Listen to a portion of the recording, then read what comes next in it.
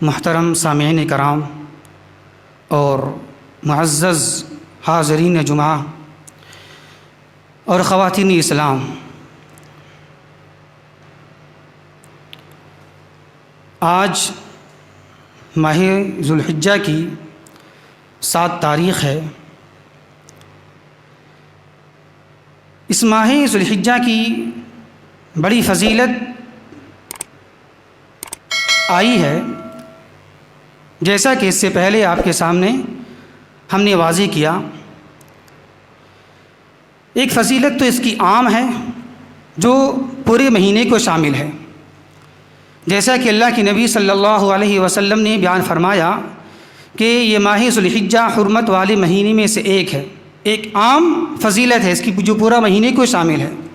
اس کے علاوہ اللہ کے نبی صلی اللہ علیہ وسلم نے خصوصی فضیلت بھی بیان فرمائی ہے جو الگ الگ دنوں کے لحاظ سے ہے، جیسا کہ اللہ کے نبی صلی اللہ علیہ وسلم نے بیان فرمایا کہ ذوالحجہ کے شروع کے 10 دن کی بڑی فضیلت ہے۔ بخاری کی حدیث ہے، اللہ کے نبی صلی اللہ علیہ وسلم بیان فرماتے ہیں کہ ذوالحجہ کے شروع کے 10 دنوں میں نیک اعمال کرنا اللہ تبارک و تعالیٰ کو بہت زیادہ محبوب اور پسندیدہ ہے۔ تو صحابہ نے پوچھا، اے اللہ کے رسول صلی اللہ علیہ وسلم، کیا اگر ہم دوسرے دنوں میں جہاد بھی کریں گے تو افضل نہیں ہوگا؟ تو اللہ کے نبی نے کہا کہ ہاں، افضل نہیں ہوگا، سوائے ان لوگوں کے جو جہاد میں اپنی جان اور مال کے ساتھ جائے اور اپنی جان اور مال دونوں کو اللہ کے راستے میں لوٹا دے، بس یہ افضل ہے، اس کے علاوہ کوئی بھی افضل نہیں ہو سکتا ہے۔ تو یہ دیکھیں آپ، یہ خاص فضیلت 10 دنوں کی ہے۔ اس کے علاوہ پھر اللہ کے نبی صلی اللہ علیہ وسلم نے یوم عرفہ کے دن کی فضیلت کو بیان کیا ہے۔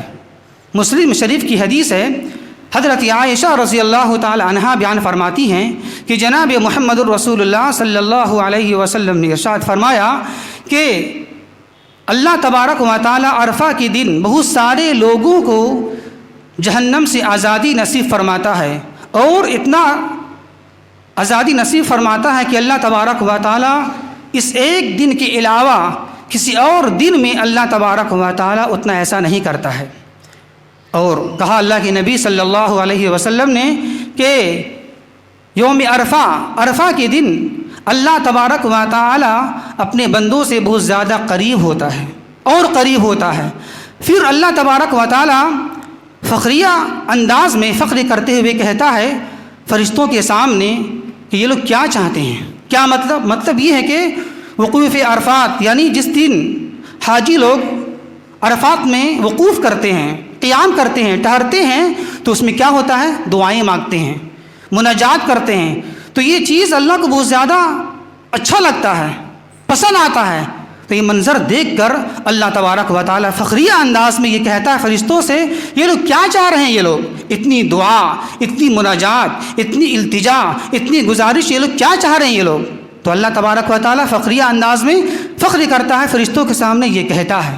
دیکھیں یہ فضیلت ہے، تو یوم عرفہ کی فضیلت ہے یہ۔ اسی طرح اللہ کے نبی صلی اللہ علیہ وسلم نے یوم عرفہ کی فضیلت یہ بیان فرمائی ہے کہ اس دن کی دعا سب سے بہترین دعا ہے، اس دن کی دعا سب سے بہترین دعا ہے۔ اسی طرح یہ بھی دیکھ لیں آپ، یوم عرفہ کی ایک فضیلت یہ بھی ہے کہ اس دن اتمام دین ہو گیا، دین مکمل کر دیا گیا۔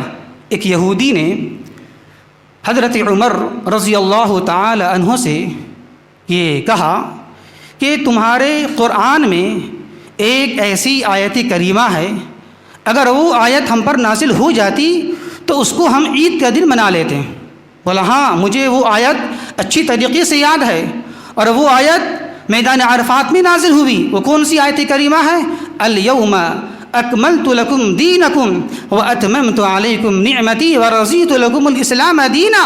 یہ میں جانتا ہوں، میں اس وقت موجود تھا۔ تو یہ بھی یوم عرفہ کی فضیلت ہے کہ اس دن اللہ تبارک و تعالی نے دین کو مکمل کر دیا، شریعت کا اتمام کر دیا۔ یہ تو فضیلت ہو گئی یوم عرفہ کی۔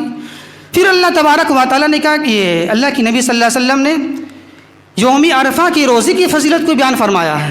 دیکھیں، عشر ذوالحجہ اس کی الگ فضیلت، ماہ ذوالحجہ اس کی الگ فضیلت. پھر یوم عرفہ کے روزے کی فضیلت اللہ کی نبی نے بیان فرمائی. کیا بیان فرمائی؟ یہ کہا اللہ کے نبی صلی اللہ علیہ وسلم نے یوم عرفہ کے روزے کی فضیلت یہ ہے کہ 1 سال گزشتہ اور 1 سال آئندہ کے گناہوں کا کفارہ بن جائے گا. یعنی ان 2 سالوں میں جو صغیرہ گناہ ہوں گے یا ہو جاتے ہیں، اللہ تبارک و تعالیٰ اس ایک روزے کی فضیلت کی وجہ سے ان 2 سال کے گناہوں کو اللہ تبارک و تعالیٰ معاف فرما دے گا. کون سے گناہ؟ صغیرہ گناہ. ایک بات، اگر صغیرہ گناہ نہ ہو تب تو اللہ تبارک و تعالیٰ کبیرہ گناہوں میں تخفیف کر دے گا. لیکن اگر صغیرہ گناہ بھی نہ ہو، کبیرہ گناہ بھی نہ ہو، تو بہت زیادہ متقی ہو انسان، تب کیا ہوگا؟ اس روزے کی فضیلت کی وجہ سے اللہ تبارک و تعالیٰ اس کے مقام کو اونچا کر دے گا. یہ ہے فضیلت. گناہ ہے صغیرہ تو معاف، صغیرہ گناہ نہیں ہے تو اللہ تبارک و تعالیٰ کبیرہ گناہوں میں تخفیف کر دے گا. اور اگر دونوں نہ ہو تو اللہ تبارک و تعالیٰ اس ایک روزے کی فضیلت کی وجہ سے آپ کے مقام کو اللہ بلند فرما دے گا. تو یہ ہے یوم عرفہ کے دن کی فضیلت، یوم عرفہ کے روزے کی فضیلت یہ ہو گئی. پھر اللہ تبارک و تعالیٰ نے، پھر اللہ کی نبی صلی اللہ علیہ وسلم نے یوم النحر، قربانی کی دن کی فضیلت کو بیان فرمایا ہے. ابو داؤد کی حدیث ہے، اللہ کی نبی صلی اللہ علیہ وسلم بیان فرماتے ہیں کہ سارے دنوں میں سب سے عظیم دن یوم النحر قربانی کا دن ہے. پھر اس کے بعد یوم القر 11 ذوالحجہ ہے. تو دیکھیں الگ الگ فضیلت اللہ کی نبی صلی اللہ علیہ وسلم سے ثابت ہے. پہلا پورا مہینہ، پھر 10 دن، پھر 9 ذوالحجہ یوم عرفہ، پھر یوم النحر، پھر اس کے بعد یوم القر. یہ فضیلت الگ الگ ہے، ایام کے لحاظ سے ہے. آخر اس کی فضیلت اتنی زیادہ کیوں ہے؟ کیا وجہ ہے ان 10 دنوں کی فضیلت اتنی زیادہ کیوں ہے؟ تو اس تعلق سے اس کا جواب دیتے ہوئے علامہ حافظ ابن حجر رحمۃ اللہ علیہ بیان فرماتے ہیں کہ اس کی اتنی فضیلت اس وجہ سے ہے کہ ان 10 دنوں میں بڑی بڑی عبادات جمع ہو چکی ہے، جمع ہو گئی ہے. نماز تو ہے ہی ہے، نماز بھی ہے، روزہ بھی ہے، حج بھی ہے، صدقات بھی ہے، صدقہ، اور قربانی بھی ہے. تو ان 10 دنوں کے اندر میں بڑی بڑی عبادات جمع ہو چکی ہے، اس لیے اس کی بڑی فضیلت وارد ہوئی ہے. کون کہتی ہیں؟ یہ حافظ ابن حجر رحمۃ اللہ علیہ. تو یہ تو ہو گئی ایک فضیلت عام دنوں کے لحاظ سے اور خصوصی لحاظ سے. اب آئیے ذرا ہم دیکھتے ہیں قربانی کے احکام و مسائل کیا ہیں. اس کو بھی ذرا جان لیا جائے. جب بھی قربانی کا موقع آتا ہے تو قربانی کے احکام و مسائل بھی چھڑ جاتے ہیں، اس پر بحثیں شروع ہو جاتی ہیں. کیا کرنا ہے، نہیں کرنا ہے، کیسے کرنا ہے، یہ ساری باتیں شروع ہو جاتی ہیں. تو آئیے ہم قربانی کے چند احکام و مسائل پر ہم انشاءاللہ نظر ڈالیں اور روشنی ڈالیں گے. سب سے پہلا مسئلہ کیا ہے قربانی کے تعلق سے؟ مسلم شریف کی حدیث ہے، جناب محمد الرسول اللہ صلی اللہ علیہ وسلم بیان فرماتے ہیں کہ جب تم ذی الحجہ کا چاند دیکھ لو اور جب تم میں سے کوئی شخص قربانی کا ارادہ رکھے، کرنا چاہے، تو اسے چاہیے کہ وہ اپنے ناخن اور بال کو نہ لے، نہ کاٹے. ایک بات. دوسری بات، مثال کے طور پر اگر کسی نے قربانی کا ارادہ نہ کیا ہو تو مجھے قربانی نہیں کرنی ہے، 1 دن 2 دن 3 دن گزر گئے اور اس نے ناخن بھی کاٹ لیا یا بال بھی کاٹ لیا، ارادہ شروع میں نہیں تھا، کیا کیا 3 دن کے بعد جو ناخن یا بال کٹوا لیے، اچانک اس نے قربانی سے 2 دن پہلے ارادہ کر لیا کہ مجھے قربانی کرنی ہے، تو اب کیا کرے؟ ناخن تو کاٹ لیا اس نے، بال تو کاٹ لیا، تو کوئی حرج کی بات نہیں. کیوں؟ حدیث کے الفاظ پر غور کریں. ارادہ، جب تم میں سے کسی نے ارادہ کیا ہو قربانی کرنے کے لیے تو اس کے لیے ہے کہ وہ ایسا نہ کرے. تو آپ نے ارادہ کیا تھا پہلے؟ نہیں کیا تھا نا، تو آپ کے لیے جائز تھا یہ چیز. ارادہ آپ نے بعد میں کیا تو اب یہاں سے منع ہو جائے گا، چونکہ شرط ہے، قید ہے، ارادہ کرنے والا آدمی ایسا نہ کرے. آپ کا ارادہ پہلے نہیں تھا تو آپ نے کٹایا، کوئی حرج کی بات نہیں. اب آپ نے ارادہ کر لیا تو اب یہاں سے اب معاف، جو کیا پہلے آپ کا ہوا، لیکن اب یہاں سے نہیں کرنا آپ کو ہے. تیسری بات، اس سے پہلے بھی بات آئی تھی، ہم نے کہا تھا ذمہ دار کے لیے، جو ذمہ دار لوگ ہیں وہ ایسا کریں گے. ایک گھر کے ذمہ دار لوگ ہیں، باپ ہیں یا بڑے بھائی اس کے ہیں، جو بھی ہیں وہ قربانی کر رہے ہیں، پیسہ ان کا لگ رہا ہے، وہ ذمہ دار گھر کے وہی ہیں، بڑے بھائی یا باپ. تو اب اس کے جو ماتحت میں لوگ ہیں، بیوی ہیں، بچی ہیں، جو بھی ہوں وہ کر سکتے ہیں، ان کے لیے ایسا ممنوع نہیں ہے. مسئلہ نمبر 2، قربانی کے جانور کے لیے بہیمۃ الانعام کا ہونا ضروری ہے. بہیمۃ الانعام، اور بہیمۃ الانعام کے اندر 4 جانور آتے ہیں، اونٹ، گائے، بھیڑ، بکری، یہ 4 آتے ہیں. نر مادہ ملا کر یہ 8 قسم کے ہو جاتے ہیں، 8 قسم کے. اسی بات کو اللہ تبارک و تعالی نے سورہ انعام کے اندر بیان فرمایا ہے، 8 ازواج. کیا؟ 8 ازواج من الضأن 2 ومن المعز 2. بھیڑ میں سے 2 نر مادہ 2 ہو گئے، بکری میں سے 2 ہو گئے 4. اسی طرح ومن الابل 2 ومن البقر 2، اونٹ میں سے 2 سے مراد نر مادہ 6 ہو گئے، اور گائے میں سے 2 8 ہو گئے. تو یہ کل 8 قسم کے جانور بہیمۃ الانعام میں سے ہونا ضروری، اس کی قربانی کرنا ہے. اسی طریقے سے مسئلہ نمبر 3 کیا ہے؟ قربانی کے جانوروں کے لیے عیب سے پاک ہونا ضروری ہے. عیب سے، وہ عیوب کیا ہیں؟ ابو داؤد کتاب الضحیہ کی حدیث ہے، جناب محمد الرسول اللہ صلی اللہ علیہ وسلم بیان فرماتی ہیں کہ ایسا لنگڑا جانور جس کا لنگڑا پن ظاہر ہو، ایسا کانا جانور جس کا کانا پن ظاہر ہو، ایسا بیمار جانور جس کی بیماری ظاہر ہو، ایسا جانور جس کے جسم میں گودا نہ ہو، بالکل پتلی ہو، دبلی ہو، ہڈی ہو. یہ ہے 4 شرائط، اور بھی اس کے علاوہ ہیں. ایسا جانور جس کے کان کٹا ہو، کان چیرا ہو، کان میں سوراخ ہو، کھجلی والا ہو، وہ ساری عیوب ہیں. اور ایسا جانور جس کا تھن کٹا ہوا، یعنی کہ ہر وہ عیب جس کو عیب سمجھ سکتے ہو آپ، ہر وہ عیب جب موجود ہوگا، پایا جائے گا، تو اس کی قربانی جائز اور درست نہیں ہوگی. اسی طریقے سے مسئلہ نمبر 4، قربانی کے جانور کے لیے 2 دانتا ہونا ضروری ہے. 2 دانت کا ہونا ضروری ہے. اور 2 دانتا کا مطلب کیا ہوتا ہے؟ 2 دانتا کا مطلب یہ ہے کہ اس کے اگلے دودھ کے 2 دانت گر چکے ہوں، اس کی جگہ پھر دوبارہ 2 دانت آ گئے ہوں، یہ اصل مراد ہے. اس کے اگلے دودھ کے 2 دانت گر جانے کے بعد پھر دوبارہ اس کے دانت آئے ہوں، یہ ہے مراد. 2 دانتا ہونا ضروری ہے. اور یہاں پر ایک بات یاد رکھیں کہ قربانی کے جانور کے لیے عمر کی شرط قید نہیں ہے. 2 دانت کا ہونا ضروری ہے، وہ 2 دانت جب بھی آئے، کبھی آگے پیچھے ہوتا ہے سال میں، لیکن اصل شرط کیا ہے؟ 2 دانتا ہونا ضروری ہے، اور وہ 2 دانت جب بھی آئے، کم بیشی جو بھی ہو، لیکن 2 دانت کا ہونا ضروری ہے. 2 دانتا ہونا ضروری ہے. مسلم شریف کی حدیث ہے، جناب محمد الرسول اللہ صلی اللہ علیہ وسلم بیان فرماتی ہیں کہ لا تذبحوا الا مسنہ، تم صرف مسنہ ہی ذبح کرو. کچھ بھی ذبح کرنا ہو آپ کو، بیل، گائے، اونٹ، بھیڑ، بکری، کچھ بھی ہو، مسنہ 2 دانتا اس کا ہونا ضروری ہے. مسئلہ نمبر 5، قربانی کا ایک جانور ایک پورے گھرانے کی طرف سے کافی ہو جائے گا. یہ گھرانہ کیا ہوتا ہے؟ گھرانہ اس کو ذرا سمجھیں آپ. ایک گھر ہے، اس گھر کے اندر میں 5 روم ہیں، 5 کمرے ہیں، اور ایک کمرے کے اندر ایک ذمہ دار آدمی رہتا ہے، اور اس کے ماتحت میں 4-5 لوگ رہتے ہیں. مطلب کہ یہ ہے کہ ایک کمرے کے اندر میں ایک چولہا یہ الگ ہے، اور اس کے ماتحت میں 4 لوگ رہتے ہیں، کھاتے ہیں، پیتے ہیں. ایک ذمہ دار، یہ ایک گھرانہ ہو گیا. یہ گھرانہ ہو گیا. دوسرے گھر میں دوسرے لوگ ہیں، بھائی ہیں، لیکن الگ رہتے ہیں، وہ ان کا چولہا الگ ہے.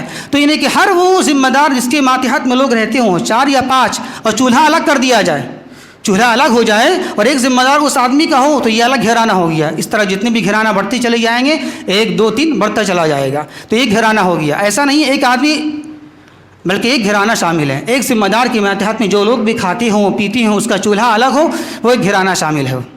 ایسا نہ سمجھے ایک آدمی نہیں، بلکہ ایک گھرانہ مراد، یہاں پر ایک آدمی یہاں مراد نہیں ہے، ایک گھرانہ ہونا چاہیے.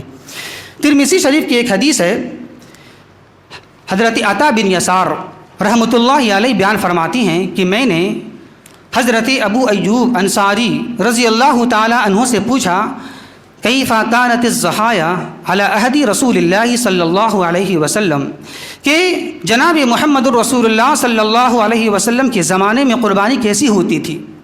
تو انہوں نے کہا کہ ایک آدمی ایک بکری ذبح کیا کرتا تھا اپنے پورے گھر والوں کی طرف سے، اہلی بیت ہی ہے، آدمی نہیں ہے، اہلی بیت ہی اپنے پورے گھر والے کی طرف سے، ایک گھرانہ شامل ہو گیا، ایک گھرانہ۔ اس کے بعد کہا صحابی رسول نے، پھر اس کے بعد حالت یہ بن گئی کہ لوگ اس میں فخر کرنے لگے، مقابلہ آرائش میں شروع ہو گئی، ہم الگ کریں گے، آپ الگ کرو، وہ الگ کرے گا، یہ الگ کرے گا، مطلب کہ یہ ہے ایک گھر میں 2 لوگ ہیں، 3 لوگ ہیں، سب لوگ الگ الگ کریں گے، ایسا نہیں، ایک آدمی کر لیا سب کی طرف سے کافی ہو جائے گا۔ لیکن اب یہ حالت کیا بن گئی ہے؟ خود صحابی رسول کہہ رہے ہیں اب یہ حالت یہ بن گئی جو آپ دیکھ رہے ہیں، مطلب یہ ہے کہ اللہ کے نبی کے زمانے کے بعد یہ کہی جا رہی ہے، اس وقت کے بعد ابھی تو اور زیادہ یہ فخر، مباحات، مقابلہ آرائی زیادہ ہونے لگی ہے، ہم الگ کریں گے، آپ الگ کریں گے، وہ الگ کریں گے، وہ الگ کریں گے، اس میں ریا، نمائش زیادہ ہوتی ہے، جذبہ اطاعت کم ہے، ریا نمود زیادہ ہے۔ ہم لائیں گے الگ، کیوں؟ لوگ دیکھیں گے کہ ہاں میرے پاس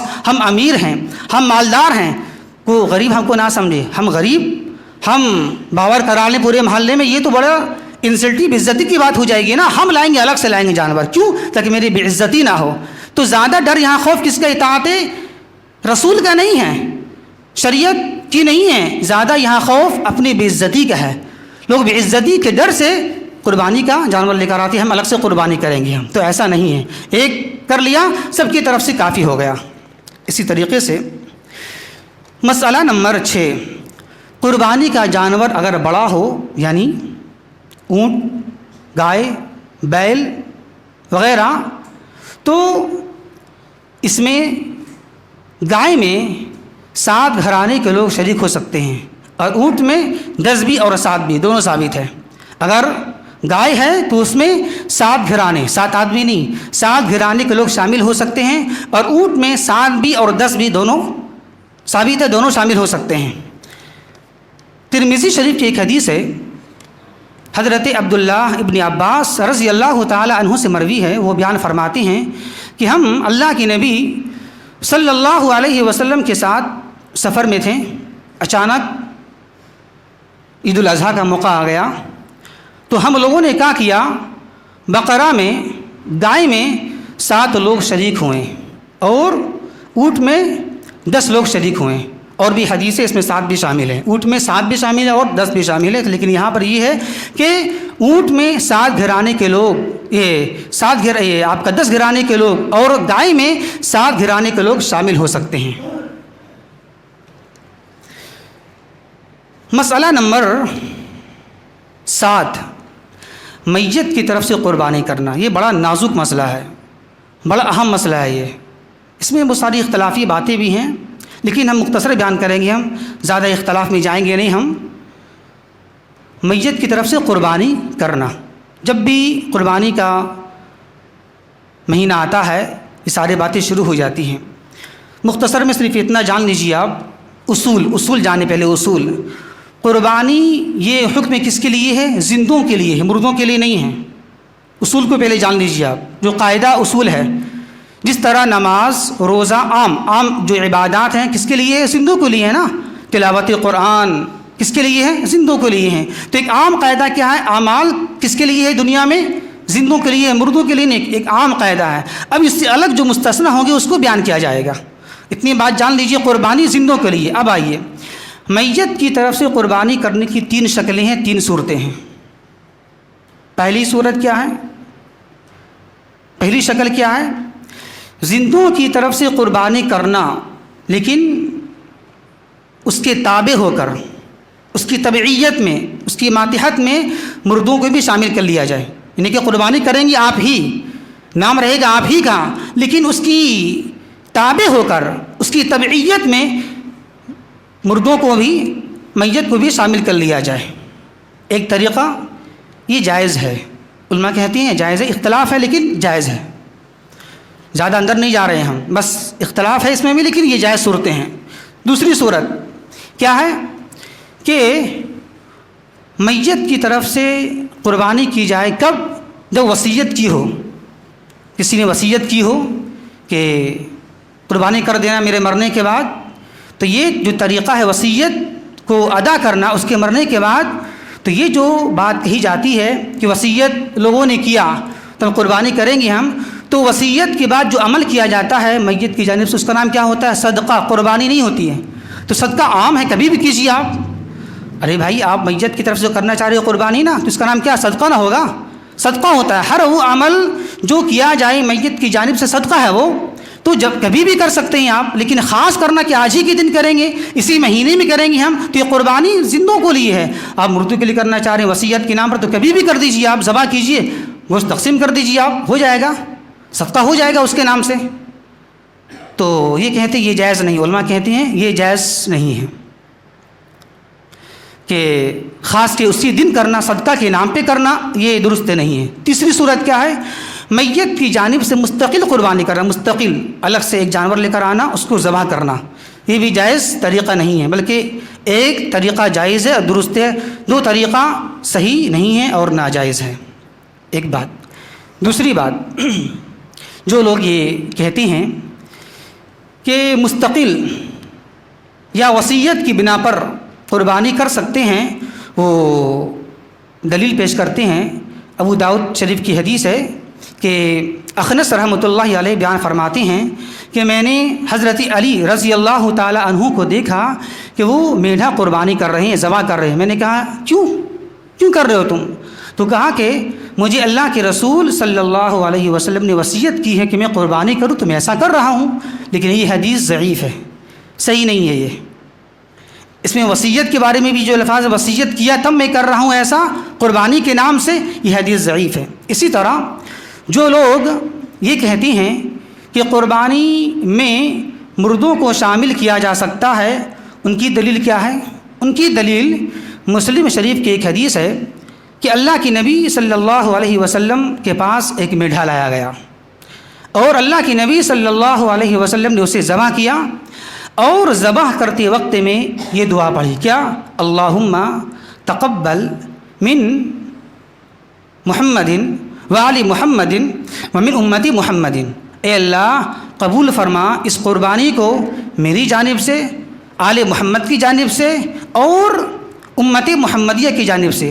اب یہ لوگ یہ کہتے ہیں، جو لوگ ماننے والے ہیں قربانی کہ کرنا چاہیے میت کی جانب سے، اس میں حصہ ہونا چاہیے، شامل ہونا چاہیے، وہ یہ کہتے ہیں کہ دیکھیں آپ کہ امت کے اندر میں سب لوگ شامل ہیں، اللہ کی نبی کی امت میں سب لوگ شامل ہیں، زندہ بھی مردہ بھی۔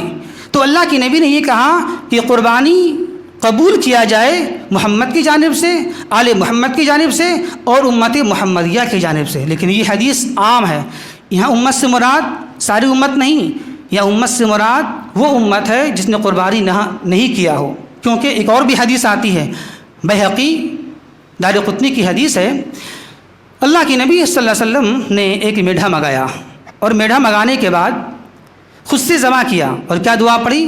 بسم اللہ اللہ اکبر اللہم تقبل عنی وعلم من لم یضحی امتی، یہ قربانی میرے طرف سے ہے اور میری ان امتوں کی طرف سے جس نے قربانی نہ کیا ہو، نہیں کیا ہو۔ تو خاص ہو گئی، مطلب یہ ہے کہ جو اللہ کے نبی نے قربانی کیا ہے امت محمدیہ کی جانب سے، اس میں سب لوگ شامل نہیں ہیں، وہ شامل ہیں جو قربانی کرنے کی استطاعت نہیں رکھتے تھے، وہ شامل ہیں۔ ایک بات۔ دوسری بات، علماء نے یہ بھی جواب دیا ہے اس کا، یہ صرف خصوصیت اللہ کے نبی صلی اللہ علیہ وسلم کے لیے ہے، یہ خصوصیت کہ قربانی میں شامل کر لینا امت محمدیہ کو، یہ خصوصیت صرف اللہ کے نبی صلی اللہ علیہ وسلم کے لیے خاص ہے۔ کیوں خاص ہے؟ اس لیے کہ دیکھیں گے آپ، اللہ کے نبی کے بعد کسی بھی صحابی نے ایسا کیا نہیں ہے کہ اس میں شامل کیا ہو مردوں کو، نہیں، ایسا نہیں ہے۔ تو یہ خاص اللہ کے نبی صلی اللہ علیہ وسلم کے لیے۔ بہت ساری باتیں اور بھی ہیں، بس اتنا آپ موٹی موٹی بات سمجھ لیں۔ آپ قربانی کریں آپ اپنی جانب سے، 7 لوگ شریک ہوں جو زندے لوگ ہیں، اس میں اختلافات بہت سارے ہیں، کتنی بات آگے بڑھائی جائے۔ مسئلہ نمبر 8، قربانی کے گوشت کی تقسیم۔ قربانی کے گوشت کی تقسیم خود قرآن کے اندر اللہ نے بیان فرمایا ہے، فَكُلُوا مِنْهَا وَأَطْعِمُوا الْقَانِعَ وَالْمُعْتَرَّ، 3 حصے کرنا ہے، ضروری فرض نہیں، بس کرنا ہے، آپ کو دینا ہے، ایک حصہ اپنے لیے، ایک حصہ رشتہ داروں کے لیے، اور ایک حصہ غریبوں، فقیروں، مساکین کے لیے۔ اسی طریقے سے مسئلہ نمبر 9، چمڑے اور کھالوں کا مصرف کیا ہونا چاہیے؟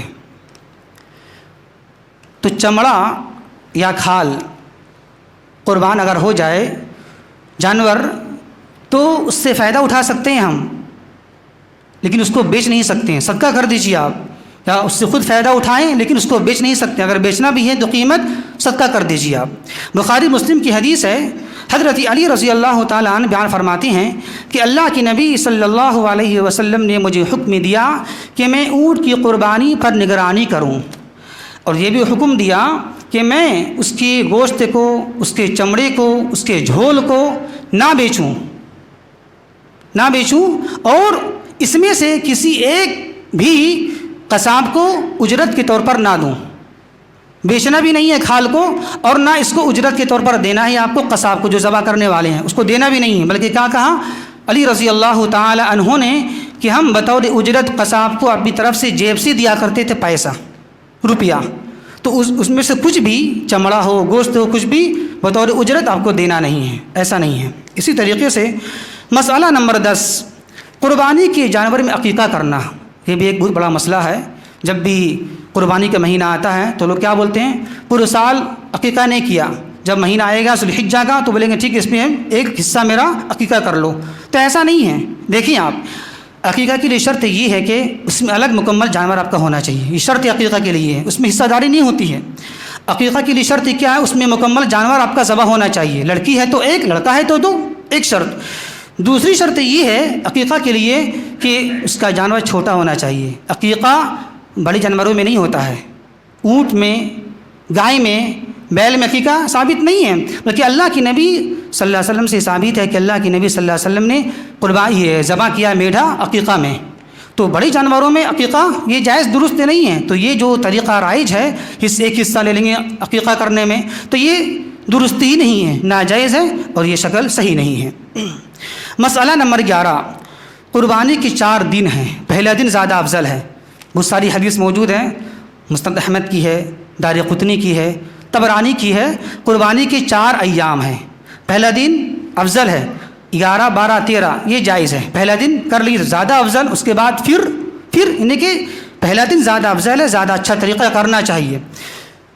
اللہ کی نبی صلی اللہ علیہ وسلم بیان فرماتے ہیں ایام التشریقی کلھا ذبح، کہ ایام تشریق سے مراد 11، 12، 13 ذی الحجہ، 10 کو چھوڑ کر یہ سب کے سب ذبح کرنے کے دن ہیں۔ ایک کتاب ہے، اس میں کافی لمبی بحث اختلاف ہے، اس میں بھی لوگ کہتے ہیں اس کی صنعت میں انقطاع ہے، تو مرسل ہے، کافی لمبی بحث ہے، یعنی کہ اصول حدیث کے تعلق سے مختصر جان لیں آپ، چونکہ آپ کو تو اصول حدیث تو بیان کریں گے نہیں، ہم مختصر جانیں آپ کہ ایک کتاب ہے علامہ رئیس ندوی حفظ رحمۃ اللہ علیہ کی، غایت التحقیق فی تصحیۃ ایام التشریق، اس میں کافی لمبی بحث ہوئی ہے، آخر میں کہا توابع اور شواہد ہونے کی بنا پر یہ حدیث صحیح ہے، حسن درجے کو آ جاتی ہے، یہ حدیث ضعیف نہیں ہے، توابع ہیں، اس کے شواہد ہیں، بہت ساری کافی لمبی بحث اس میں ہوئی ہے، کافی ایک کتاب ہی مکمل، تو اس میں یہ ثابت بات ہوئی ہے قربانی کی 4 دن یہ مشروع ہیں، ثابت ہے، لیکن پہلا دن زیادہ افضل ہے۔ مختصر میں ہم نے آپ کو بتا دیا۔ اسی طرح مسئلہ نمبر 12، قربانی کا وقت کیا ہے اور یہ واجب ہے یہ سنت ہے؟ قربانی کا وقت چونکہ ختم ہو گیا ہے ہمارا، مختصر میں جان لیں، قربانی کا وقت ہے عید الاضحیٰ کے بعد، پہلے نہیں۔ اسی طرح قربانی یہ سنت ہے، یہ واجب نہیں ہے۔ دیکھیں آپ، امام بخاری رحمۃ اللہ علیہ نے اپنی بخاری شریف کے اندر میں ایک باب قائم کیا ہے، بابو سنت الاضحیہ، یہ قربانی کے سنت ہونے کا بیان۔ اس کے ماتحت میں ایک حدیث لاتے ہیں برہ بن عازب رضی اللہ تعالیٰ عنہ کی، کہ اللہ کے نبی صلی اللہ علیہ وسلم نے بیان فرمایا کہ آج کا دن، یعنی آج عید الاضحیٰ کے دن، سب سے پہلے ہم نماز پڑھیں گے، پھر اس کے بعد قربانی کریں گے۔ جو ایسا کیا وہ سنت کو پا لیا، جو ایسا نہیں کرے گا، قربانی پہلے کر لے گا، وہ صرف اپنے گھر والوں کو گوشت ہی کھلایا، قربانی اس کی ادا نہیں ہوئی۔ تو مطلب یہ سنت ہے، یہ فرض واجب میں شامل نہیں۔ اسی طرح ایک ترمذی کی حدیث ہے، حضرت عبداللہ بن عمر رضی اللہ تعالیٰ عنہ سے کسی نے پوچھا ذرا مجھے بتاؤ آپ کہ قربانی فرض یا واجب ہے؟ تو صرف کیا جواب دیا عمر رضی اللہ تعالیٰ عنہ نے؟ ضحیٰ رسول اللہ صلی اللہ علیہ وسلم والمسلمون، کہ اللہ کے رسول صلی اللہ علیہ وسلم نے اور مسلمانوں نے قربانی کیا ہے۔ پھر دوبارہ سوال کر لیا قربانی فرض واجب، والے تمہیں عقل نہیں ہے، میں کیا کہہ رہا ہوں؟ تمہیں عقل ہے میں کیا کہہ رہا ہوں؟ اللہ کے نبی نے قربانی کیا تو کیا، اب کرنا ہے، فرض واجب مت پوچھو ہم سے۔ تو اب اس حدیث کو لانے کے بعد امام ترمذی رحمۃ اللہ علیہ بیان فرماتی ہیں کہ اہل علم کے نزدیک یہ بات ثابت ہوتی ہے کہ قربانی فرض واجب نہیں، سنت ہے، سنت مؤکدہ ہے، کرنا چاہیے، استطاعت ہے تو کر لینا چاہیے، لیکن فرض واجب یہ نہیں ہے۔ اسی طریقے سے مسئلہ نمبر 13، جانور کو ذبح کرنے سے پہلے خوب چاقو کو تیز کر لیا جائے اور پھر ذبح کیا جائے۔ حدیث ہے، مسلم شریف کی حدیث ہے، اللہ کے نبی نے کہا کہ چاقو کو تیز کر لو اور اپنے ذبیحہ کو آرام پہنچاؤ۔ اور یہ بھی ثابت ہے، ایک طبرانی کی حدیث ہے کہ حضرت عبداللہ بن عباس بیان فرماتے ہیں کہ اللہ کے نبی صلی اللہ علیہ وسلم کا گزر ایک آدمی کے پاس سے ہوا کہ وہ آدمی اپنے ایک پیر کو بکری کے اوپر رکھا ہوا تھا اور اس کے سامنے چھری کو تیز کر رہا تھا اور بکری اس کو دیکھ بھی رہی تھی۔ تو اللہ کے نبی نے کہا تم ایسا کیوں کر رہے ہو؟ تم نے یہ کام پہلے کیوں نہیں کر لیا؟ کیا تم اس بکری کو ڈبل موت دینا چاہتے ہو؟ تم تو ایسا نہیں کرنا ہے، آپ چاقو کو تیز پہلے کر لیجئے، سامنے تیز مت کیجیے آپ، اور جلدی سے ذبح کریں آپ، زیادہ دیر تاخیر نہیں کرنا ہے کہ آپ کی چھری بھوتر ہے اس میں دیر تاخیر ہو رہی، نہیں، اس میں جانوروں کو ذبیحہ کو تکلیف ہوتی ہے۔ اسی طریقے سے مسئلہ نمبر 14، کیا قربانی کا گوشت غیر مسلم کو دے سکتے ہیں؟ بالکل دے سکتے ہیں۔ 15، مسئلہ نمبر 15، ذبح کرتے وقت میں کیا دعا پڑھنا چاہیے؟ مختلف دعائیں ثابت ہے اللہ کے نبی صلی اللہ علیہ وسلم سے، بسم اللہ، اللہ اکبر، یہ بھی دعا ثابت ہے، اللہم تقبل منی، یہ دعا ثابت ہے، کر سکتے ہیں آپ۔ مسئلہ نمبر 16، بہتر یہ ہے کہ آدمی اپنے ہاتھ سے ذبح کرے۔ ذبح کرواتے ہیں لوگ، بلاتے ہیں لوگ، کھڑے ہیں انتظار میں، 1 گھنٹہ 2 گھنٹہ گزر رہے ہیں، کیوں؟ ذبح کروانا ہے ہم کو، ذبح نہیں کر سکتے ہیں خود سے، ذبح کریں آپ، یہ زیادہ اچھا طریقہ ہے۔ اسی طریقے سے خواتین بھی خود سے ذبح کر سکتی ہیں۔ مسائل اور بھی ہیں، اتنے مسئلے موٹے موٹے ہیں جو عام طور سے پیش آتے ہیں، اس کو انشاءاللہ ذہن میں رکھا جائے۔ اللہ سے دعا ہے کہ اللہ تبارک و تعالی ہمیں صحیح سمجھ کی توفیق عطا فرمائے۔ وما توفیق الا باللہ، انہ تعالی جواد کریم ملک بر رؤوف الرحیم۔